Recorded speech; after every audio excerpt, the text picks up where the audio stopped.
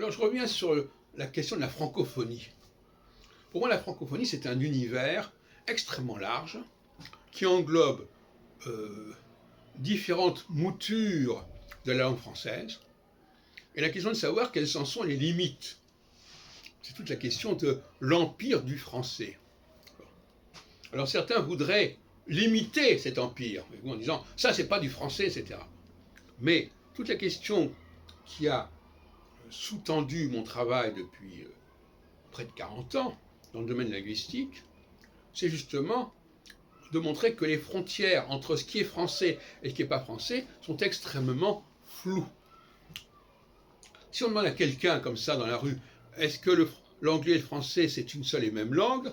Il vous répond, oh, pas du tout, qu'est-ce que vous racontez? Donc c'est comme ça, c'est une vision très rigide des frontières entre les langues qui ne tient pas debout, qui ne tient pas. Il y a une telle quantité de passerelles entre le français et l'anglais, tant sur le plan lexical que sur le plan du calque, que sur le plan de la prononciation, des notions de consonnes, etc. Comme quand on dit I don't want, on a le on français, et en plus on a le NT qui est le O du I do not want qui est bouffé. Voilà. Donc ça c'est du français, même si c'est des mots qui ne sont pas français. Donc, et puis alors il y a aussi le français du sud de la France, qui n'est pas non plus identique au français parisien, avec une prononciation très lourde des mots. Et l'autre jour, j'en ai quelqu'un qui dit éternellement. En français du Nord, on dit éternellement, on ne dit pas éternellement.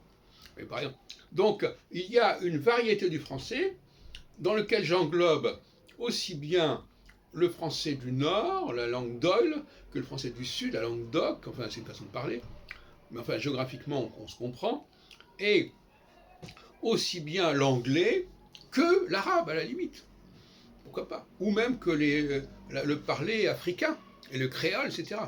Tout ça c'est le champ du français.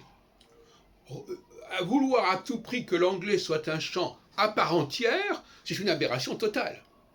Fait partie complètement du champ du français, avec des spécificités locales, des cohabitations locales avec d'autres parlers, mais qu'on trouve également en Afrique, également ailleurs. Et par exemple, dans le français algérien, plutôt dans l'algérien français, si on peut dire, il y a énormément de mots français dans le dialecte algérien. Il suffit d'aller là-bas pour s'en rendre compte, ou d'entendre, voilà, peu importe.